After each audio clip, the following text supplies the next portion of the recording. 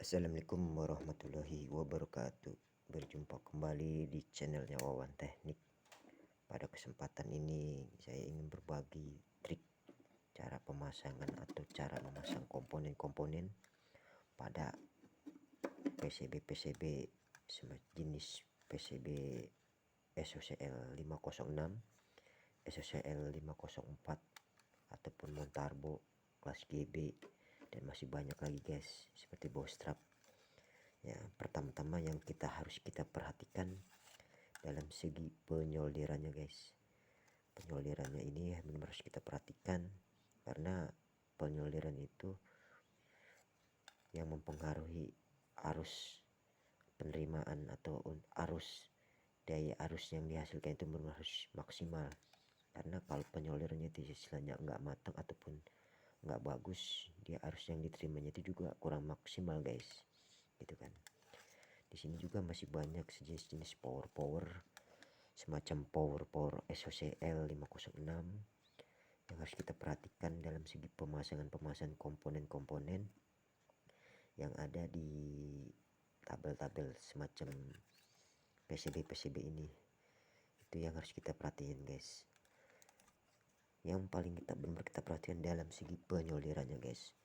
Kenapa? Karena kalau menurut saya itu penyolderan itu paling penting.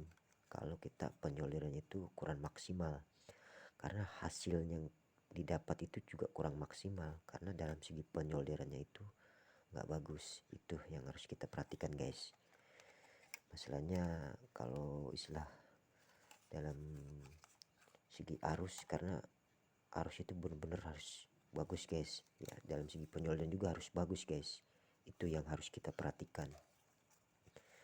Makanya di sini saya ingin sekali trik atau ingin membantu cara-cara pemasangan atau penyolderan, gimana cara yang bagus. Yang harus kita perhatikan dalam segi mata soldernya ini guys, karena mata solder ini benar-benar ujung dari segala buat penyoldernya itu, karena di mata solder ini guys. Karena mata solder ini dia yang mempengaruhi panasnya untuk mencairkan timah yang untuk kita solder guys.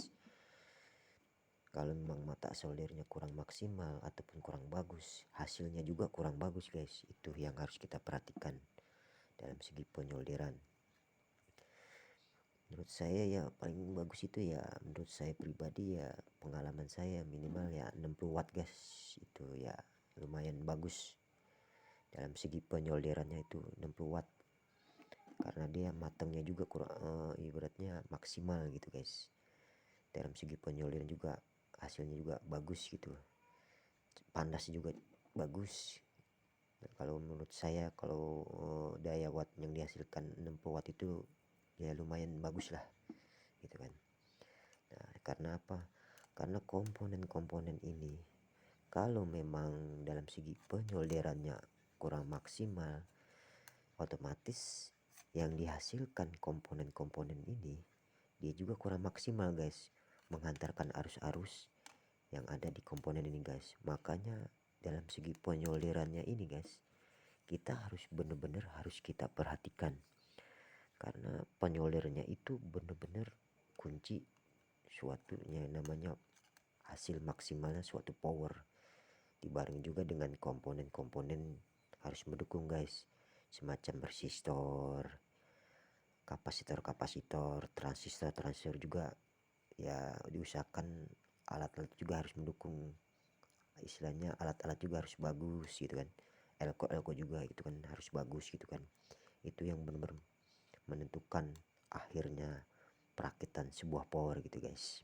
Itu menurut pengalaman saya gitu guys. Mungkin di luar sana juga tahu gimana cara yang lebih bagus gitu kan. Cuman saya di sini ingin berbagi pengalaman gitu kan. Cara pemasangan ataupun cara penyolderannya mungkin nanti kita bisa bahas ataupun kita lihat pada video-video saya, cara pemasangan komponen-komponen pada power SOCL 506.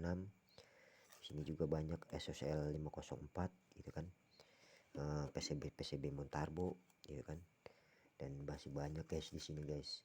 semacam jenis-jenis power kelas GB ya kan.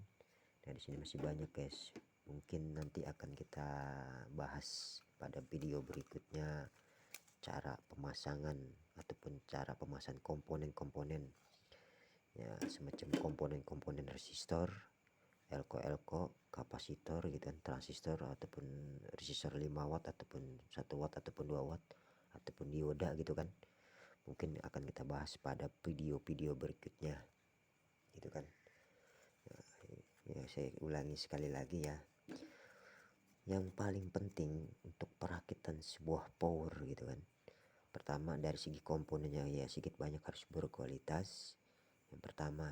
Yang kedua, dalam segi penyolderannya itu harus benar-benar harus diperhatikan guys. Kenapa? Karena arus yang kita solder ini benar-benar harus maksimal guys, soalnya dia mengantarkan arus yang ada di komponen ini benar-benar harus mendukung guys. Kalau memang dalam segi penyolderannya kurang maksimal, otomatis arusnya juga dia kurang maksimal keluar guys. Maka daripada itu, yang paling benar harus kita perhatikan dalam segi penyolderannya gitu kan, supaya arus yang dihasilkannya power tersebut itu juga maksimal. Karena kalau penyolderannya maksimal, otomatis arus yang dihasilkannya juga lebih maksimal gitu guys. Mungkin sedikit banyak itu yang bisa saya bantu ataupun itu yang bisa saya uraikan.